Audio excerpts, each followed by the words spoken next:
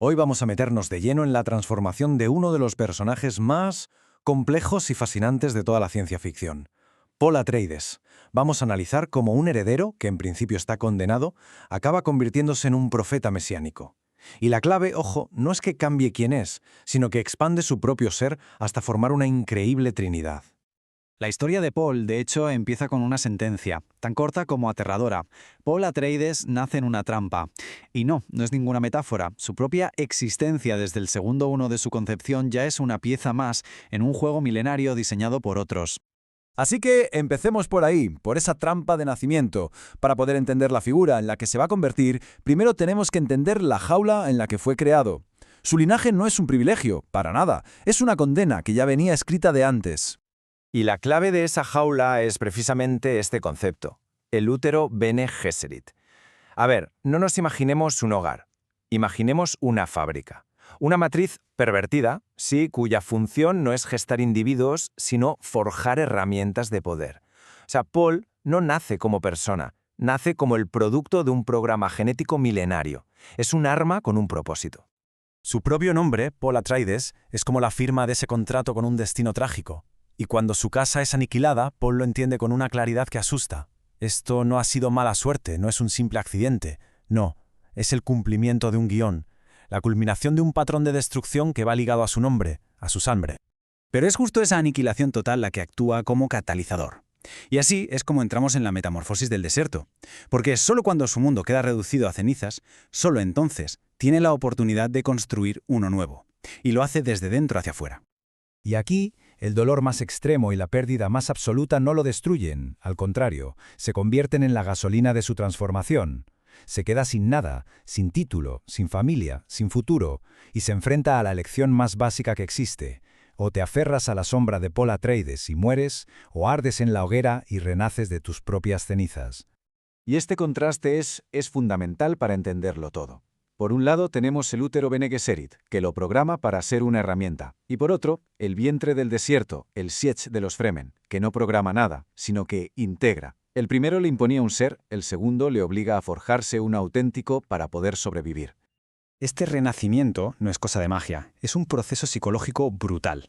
Primero, el despojo, lo pierde absolutamente todo.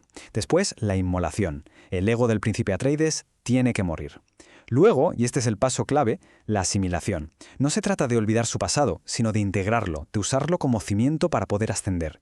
Y finalmente el renacimiento. De ahí emerge un ser nuevo, un ser completo. Y con esto llegamos al corazón de este análisis, la Trinidad del Ser. La prueba definitiva de que Paul no solo ha sobrevivido, sino que ha trascendido, es que se forja una identidad completamente nueva.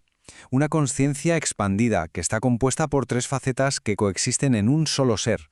Fijaos, esta tabla es básicamente el mapa de esa nueva conciencia. Mirad los tres yoes que lo componen. Y es muy importante entender esto. No son máscaras que se pone y se quita. Son facetas reales de un mismo ser. Y cada una está anclada a un tiempo, a un nivel de conciencia y a un rol. Vamos a desglosarlas una a una. Primero, Paul Atreides. Su nombre de nacimiento no desaparece para nada, pero se resignifica. Se convierte en sus raíces, en el ancla que le une a su pasado. Es su yo inconsciente, el lugar donde se guarda todo lo heredado, la genética, el adiestramiento, el dolor, la tragedia. Es el hijo, el recuerdo del halcón caído. Después emerge Usul, que es su yo del presente. Este nombre no se hereda, este se gana.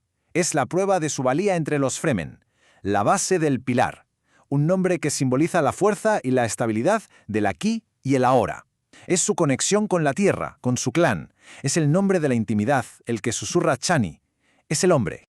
Y por último, Muad'Dib, el yo del futuro, la conciencia cósmica. Es el nombre que él mismo elige, el nombre que va a resonar por toda la galaxia. Es el nombre del profeta. Al tomar el nombre del humilde ratón del desierto, un animal que crea su propia agua para sobrevivir, Paul lo que hace es fusionar la visión de los Atreides con la sabiduría de Arrakis. Él es el líder.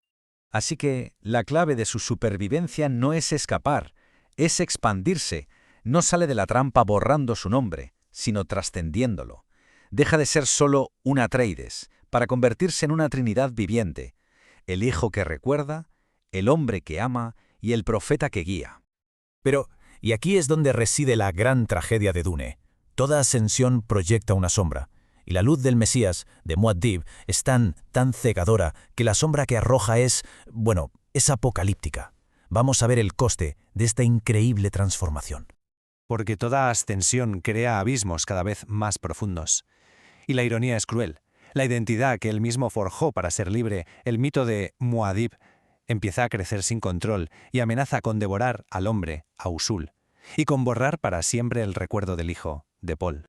Y así, el héroe se convierte en la figura trágica por excelencia. Es el arquitecto de su propia grandeza y a la vez el catalizador de una yihad que enciende a la galaxia. Una guerra santa que él vio venir en sus visiones, pero que su propio poder le impidió detener. El poder que buscó para salvar a los suyos acaba consumiéndolo todo. Lo que nos deja con una pregunta que resuena mucho más allá de las dunas de Arrakis, ¿eh? ¿Puede un individuo, por muy heroico que sea, escapar alguna vez de la sombra que proyecta su propio poder?